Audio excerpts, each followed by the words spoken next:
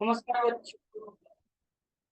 आज हम कक्षा 10 के अध्याय 6 जहां हमें त्रिभुज के बारे में पढ़ना है, त्रिभुजों के समरूपता के कसौटियों को के बारे में पढ़ना है के प्रश्नावली 6.3 के प्रश्न संख्या 9 को हल करने जाओ।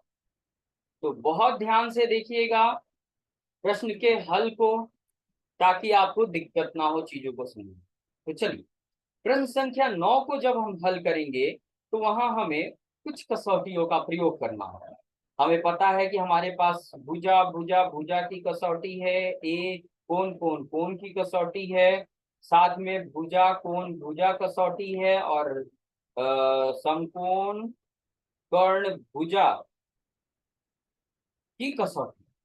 इनमें से जिस कसौटी पर हमारा प्रश्न खरा उतरता है उसके आधार पे प्रमाणित हो जाता है। जो हमें प्रमाणित करने के लिए कहा जाता है या जो भी हमें पता करने के लिए कहा जाता है, कसौटियों के आधार पे पता चल जाता है। यहाँ हमें जो अगला प्रश्न 9 नंबर हल करना है, उसके लिए हमें भुजा भुजा कसौटी का प्रयोग करें। कौन कौन कसौटी का प्रयोग करें? यानी जो कहता है कि किसी त्रिभुज में कोई दो कोण दूसरे त्रिभुज के क्रमशः दो कोणों के बराबर हो तो त्रिभुज समरूप हो जाते हैं। यानी तीनों कोणों को बराबर दिखाना जरूरी नहीं है, दो कोण भी बराबर हो तो भाई वो समरूप त्रिभुज हो जाएंगे। तो चलिए देखा जाए प्रश्न क्या है हमारे सामने। ये रहा प्रश्न में पूछा गया हमसे कि आकृति 6.39 जो कि यहाँ है कि ए बी सी त्रिभुज, ए बी सी ये बड़े से त्रिभुज का जिक्र कर रहा है जो खींच रहे हैं लाल कलर में, और त्रिभुज ए एम पी ये त्रिभुज का जिक्र कर रहा है। ए एम पी कह रहा है कि बी और एम समकोण है, तो दिखाइए कि ये दोनों त्रिभुज समरूप हैं। यहाँ हमें इन दोनों त्रिभुजों की समरूपता के लिए सीधा सीधा क्या करना है, कौन कौन समरूपता का प्रयोग करना, जो कि एकदम बिना रुके बिना झुके ये हो जा रहा है। कैसे हो रहा है जरा देखिएगा ध्यान से। यह कोण दोनों त्रिभुजों में उभयनिष्ठ है। एबीसी त्रिभुज ले लीजिए या एएमपी त्रिभुज ले लीजिए, यह कोण एबीसी में भी शामिल है और एएमपी में, तो ये उभयनिष्ठ हो गया। और दूसरा कोण समकोण ये हो गया, काम हो गया खत्म। तो पहले प्रश्न का जवाब तो सीधा मिल रहा है। हम क्या बताएंगे, त्रिभुज ए बी सी तथा त्रिभुज ए एम पी में क्या बताएंगे भाई कि कोण ए दोनों में है उभयनिष्ठ। उभयनिष्ठ का मतलब हो गया जो दोनों में शामिल हो। हाँ, ये कोण ऐसा है जो दोनों में बन रहा है। साथ में कोण ए बी सी समकोण है, कोण ए एम पी भी समकोण है, यानी हर एक 90 डिग्री है। और इस आधार पर हम कह सकते हैं क्या, कोण कोण समरूपता कसौटी पर ये खरा उतर रहा है कसौटी से।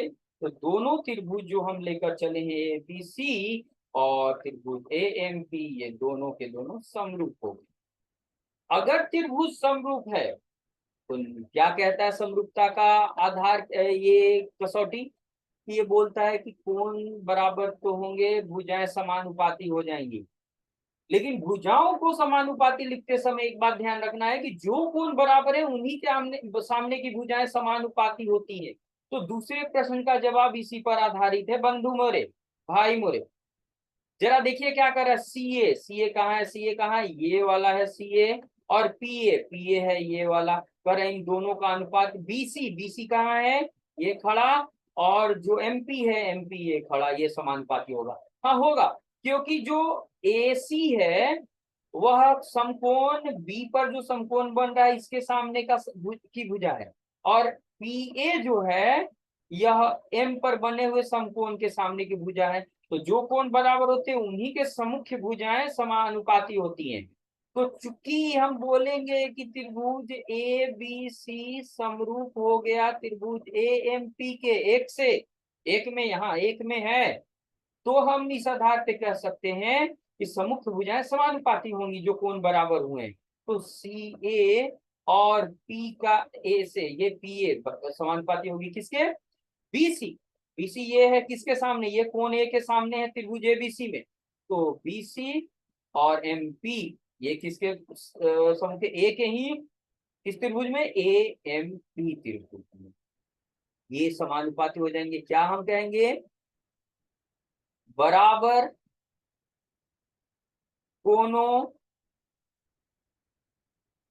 की सामने की भुजाएं